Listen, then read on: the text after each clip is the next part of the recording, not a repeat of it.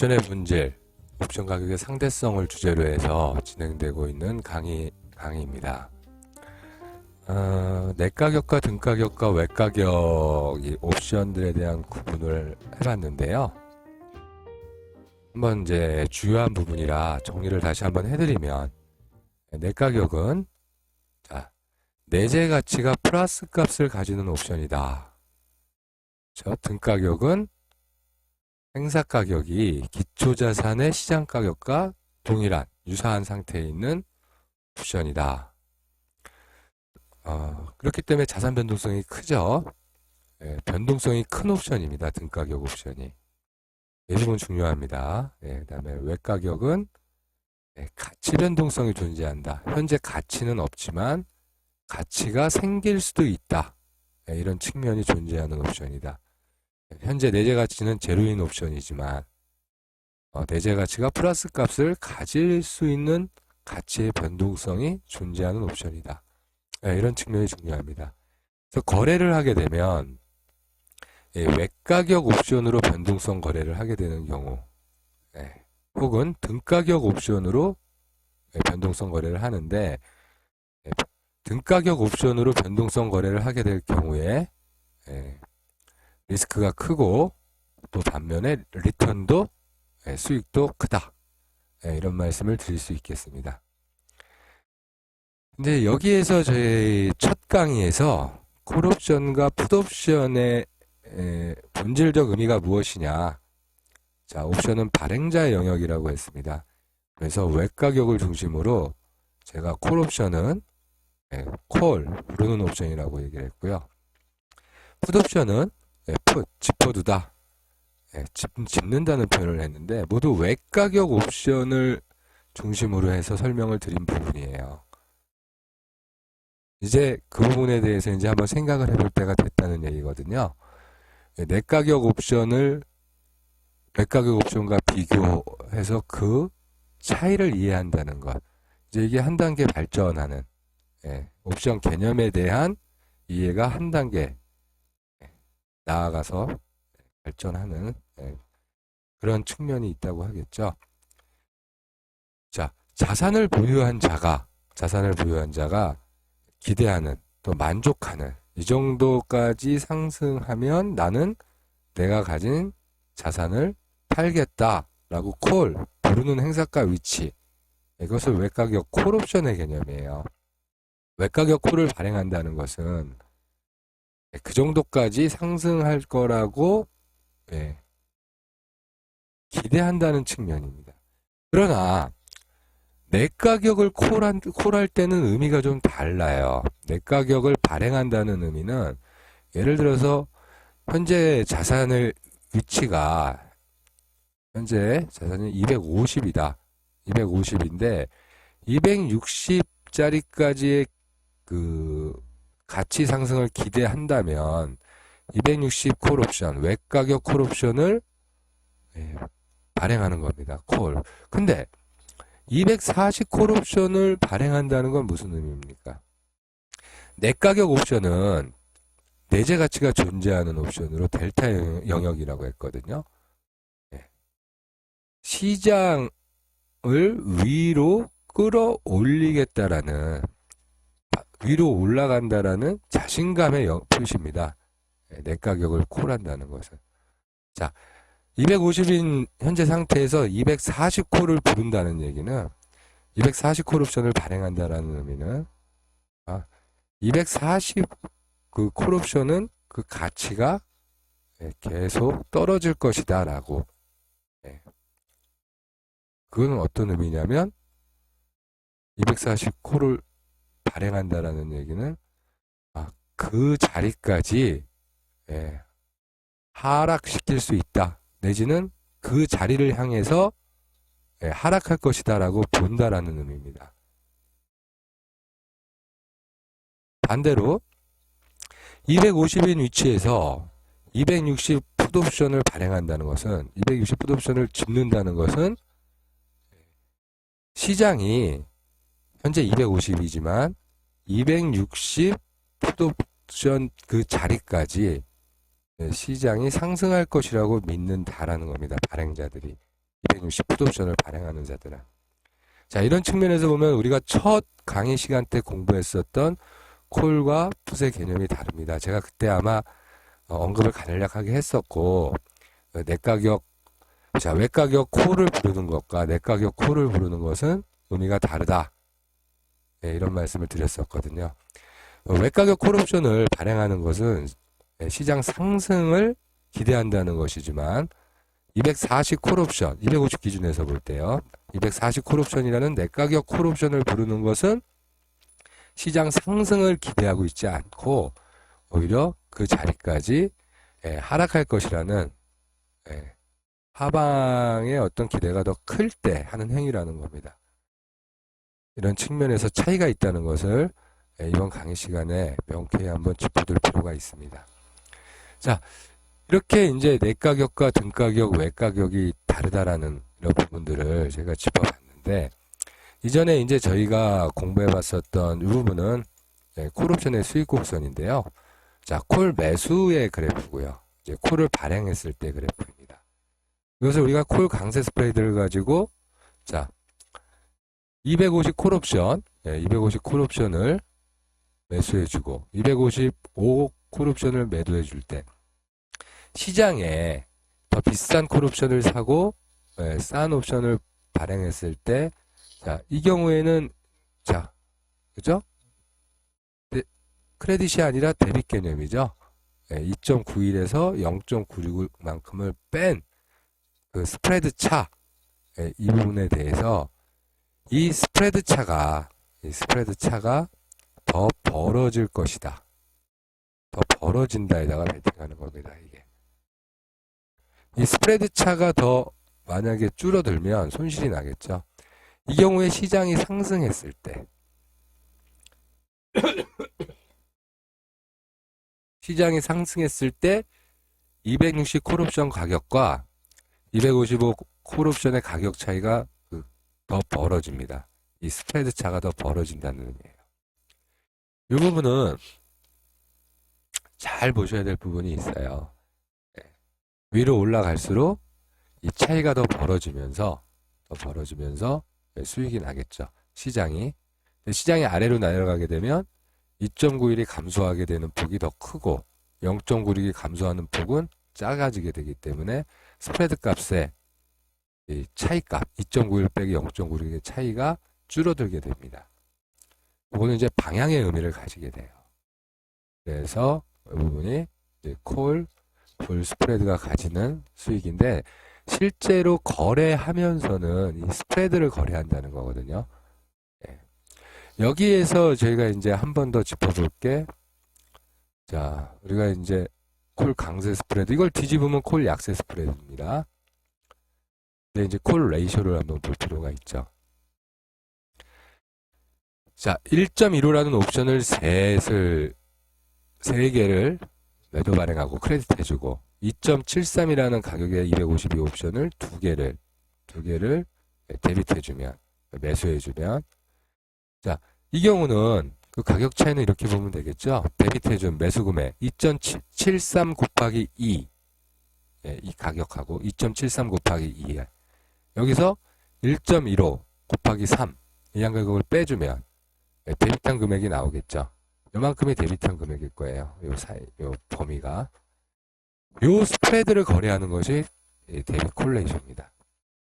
자, 이 부분에 대한 이해가 조금은 지금 어려우실 수 있는데, 이 거래하는 대상이 무엇이냐. 옵션, 같은 동일 방향의 옵션, 콜옵션, 그러나 행사가가 다른 옵션을. 자, 스프레드, 강세 스프레드든 약세 스프레드든 이 스프레드는 동일한 수량 비율이라고 그랬죠. 동일한 비율로 계산된 스프레드 차를 거래하는 것이고, 콜레이션은 수량이 다른 거죠. 레이쇼는. 이 부분을 거래해 준다는 겁니다. 자, 2 곱하기 2.73 빼기 가로 열고 3 곱하기 1.15 가로 닫고. 자, 그럼 그 가격이 나오겠죠. 자, 그 부분을 가지고 우리는 거래하는 부분이 되고, 이것이 스프레드 거래라는 부분이에요. 그러면 거래 대상이 무엇인지, 콜 레이쇼의 거래 대상. 그 부분을 가지고 실제로 이제 전체 그릭스를 갖고 거래하고 이 계산하고 하는 부분들. 자, 이 부분은 실제로 거래를 하면서는 감각적으로 거래하게 되는 경우가 많습니다. 트레이더들은. 그러나 시장에서는 이 가격 차이들이 계속 계산되면서 기계적으로 거래하는 그런 거래자들이 있습니다. 이제 컴퓨터를 이용해서 거래를 하는 거죠. 그 스프레드의 변화나 이런 부분들, 이런 걸 가지고 거래를 하는 부분들이 있습니다. 이것이 이제 오늘 우리가 옵션은 행사가가 존재한다. 그런 부분을 가지고 지금까지 말씀을 드렸던 부분이고요. 자, 이제 다음으로는 이제 옵션은 상대가 있다는 얘기죠. 콜옵션에는 그 해당되는 상대가 있죠. 풋옵션이. 자, 옵션의 짝을 맞추는 부분이에요. 주로 이제 양매수나 양매도라는 가장 이제 많은 거래, 우리가 흔히 변동성 거래를 할 때 가장 많이 활용하는 거래입니다. 양매수나 양매도. 그렇기 위해서는 이제 옵션의 짝을 맞추는데, 짝을 맞추는 방법은 델타로 짝을 맞추는 방법이 있습니다. 델타. 또 가격으로 짝을 맞추는 법이 있고요. 대부분 델타로 짝을 맞추게 되면 콜옵션보다 풋옵션이 조금 비싸요. 비싸게 되어 있습니다. 자, 근데 여기서 우리가 옵션의 짝을 맞출 때 콜옵션과 풋옵션의 상대 짝을 찾는다는 얘기거든요. 찾을 때 유의할 점이 이제 풋은 태어날 때부터 좀 비싸게 태어납니다. 그리고 또 콜 행사가 간의 가격보다 풋 행사가 간의 가격이 조금 좁아요. 그 다음에 이게 무슨 얘기인지 좀 헷갈리시려나요? 이렇게 제가 이제 좀 이따 그 부분 상세히 한번 다시 짚어드릴게요. 그다음에 세 번째로 풋의 경우에 짝이 없어서 애매한 경우가 발생을 해요. 잔존 만기가 이제 줄어들면서 처음에 이제 월물 초에 보면은 짝 없는 풋옵션이 되게 많아요. 근데 점점 짝이 없는 풋옵션이 없어지기 시작합니다. 이게 이제 무슨 얘기인지 애매하실 수도 있는데요. 여기 보시면 아까 제가 이제 말씀드렸었던 콜 행사가 간 가격보다 풋 행사가 간 가격이 좁다 그랬죠. 한번 볼까요? 이렇게 가격 차이를 한번 보십시오. 이제 유사 가격을 보면은 자, 2.88, 1.80, 1.06죠. 이제 100T, 되게 한 74T, 뭐 이 정도잖아요. 근데 2.51에서 2점대 옵션 보면은 1.7이면은 30T, 50, 80T, 그 다음에 요것 또한 60여 T, 이러면서 요 간격들이 작아요. 그럼 당연히 풋행사가 간 가격이 맞죠. 그럼 콜은 3개인데 짝이, 풋은 4개로 갖고 짝을 맞춰야 돼요. 1.06과 1.15가 짝이 되죠. 근데 0.58과 0.54가 짝이 돼요. 0.31과 36이 짝이고, 자, 0.79는요, 짝이 없습니다. 이런 부분이 있다는 거예요. 짝을 맞출 때. 근데 이 짝이 없는 부분이 점점 줄어들어요. 행사가 간격들 간에. 자, 태생적으로 풋은 비싸게 태어났지만, 그렇기 때문에 또 풋 행사가가 더 많다고 보시면 돼요. 풋 행사가 간의 가격 차이, 스프레드 차가 좁고 짝이 없는 애매한 경우가 발생한다 그랬죠. 풋은. 풋 232 같이. 그리고 시가로 보면요. 시가의 짝을, 이거는 이제 종가로 짝을 비교했을 때예요. 시가에는 어땠을 것 같습니까? 콜 250이 1.11이죠. 장 초반에 시작했을 때는 짝이 247과 235가 맞았던 게 아니라 250과 237이 짝을 맞췄다는 얘기예요. 250이 콜옵션 0.61이죠. 235하고 짝이 맞았다는 얘기예요. 자, 252와 235가 짝이 맞게 시작을 했었는데 235의 짝이 어떻게 바뀝니까? 247하고 바뀌죠. 250하고 짝을 맞췄던 235가 247하고 짝을 맞추죠. 이렇게 변해요. 그럼 처음에 거래할 때, 자, 만약에 양매도를 친다고 해보겠습니다. 그러면 1.11 더하기 볼까요? 1.11의 짝을 맞출 수 있었던 게 237이죠. 요거 짝을 맞춰서 볼게요. 콜 옵션 250하고 237을 맞추죠. 1.11 더하기 1.20이면 3.11로 만약에 양매도를 쳤어요. 종가에 가서 볼게요. 0.58 그러면 0.58하고 1.71이 돼 있죠. 그러면 2점 대충 뭐 3이 안 되죠? 2.29 정도 되죠. 2.29죠. 1.11과 1.20이면 2.31인데 변화가 있죠? 변화가 있습니다. 0.58 더하기 1.71이면 뭐 계산 한번 해볼까요? 처음에 여기는 1.11과 1.20을 짝을 맞춥니다. 그러면 1.11 더하기 1.20 2.31이에요. 2.31을 양매수로 사줄 수도 있고 양매도로 변동성을 매도할 수도 있죠. 2.31이에요. 근데 이게 어떻게 변했습니까? 2.31이던 게 0.58 더하기 1.71이죠. 2.91로 바뀌죠. 2.31이었던 양압이 2.91로 끝납니다. 이건 무슨 얘기입니까? 변동성을 매도했으면 손실이라는 얘기죠. 우리 거래 대상이 2.31에서 2.91이 됐어요. 양매수했으면은 60틱의 이익이 나고 양매도했으면 60틱의 손실을 봤다는 얘기입니다. 그러면 이걸 딱 시가 종가의 가격을 보면서 어떤 것을 확인할 수 있냐면 이날은 변동성이 발생한 날이구나. 옵션 가격에 변화가 있었구나. 이게 바로 우리가 거래하는 그날그날의 거래 방법입니다. 이렇게 변동성이 늘어나는 날도 있습니다. 자, 근데 이제 일반적으로는 이 시가 양압과 종가 양압을 딱 계산하면 양압 프리미엄이 줄어드는 경우가 더 많습니다. 근데 이제 보통 어떤 식으로 옵션 프리미엄을 줄이냐면 전일 종가에서 당일 시가가 종가와 당일 시가, 종시라고 할게요. 전일 종가와 당일 시가. 오버되면서 하루가 지나면서 전일 종가랑 당일 시가 그 양압 가격이 빠집니다. 아주 고전적인 방법으로 매저가 이제 장기적으로 양압을 빼는 전술이에요. 자, 콜과 풋을 이제 원액과 약세로 끌고 가서 다음 거래일 날 갭등이나 갭상 같은 걸 이용해서 효율성을 높이기도 하고요. 그다음에 이제 시작하자마자 시초 흐름에서 휙휙 움직이면서 오르락 내리락 하면서 시초 흐름에서 옵션 프리미엄을 뺍니다. 이런 경우가 이제 시작하자마자 위아래로 흔들어 대면서 콜풋에 대해서 한 놈이나 두 놈 모두 시가 고가를 만들면서요. 쫙쫙 빼버리는 방법이 있어요.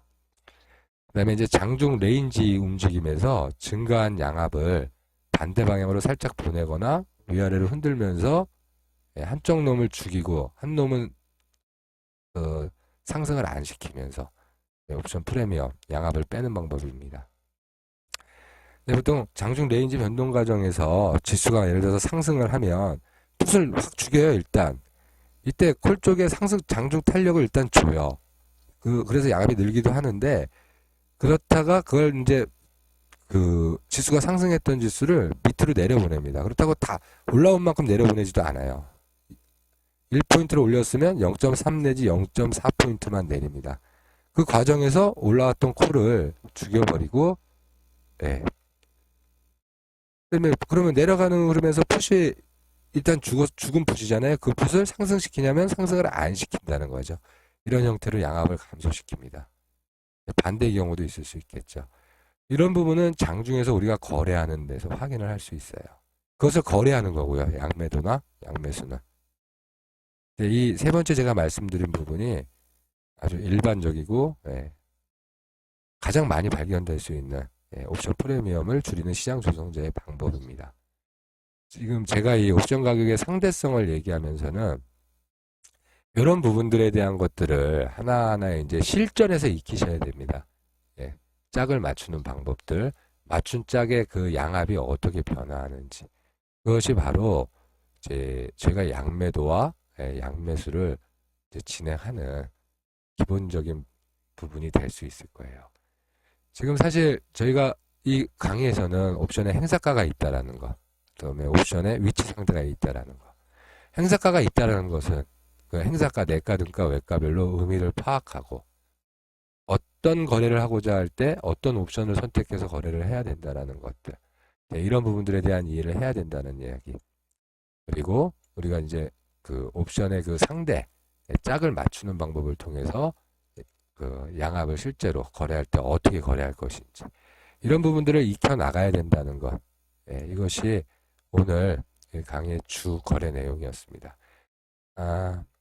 사실 이 강의에 대해서는 옵션 가격의 상대성에 대해서는 제가 사실 굉장히 준비를 또 많이 하면서 강조해드리고 싶은 부분이 굉장히 많았습니다.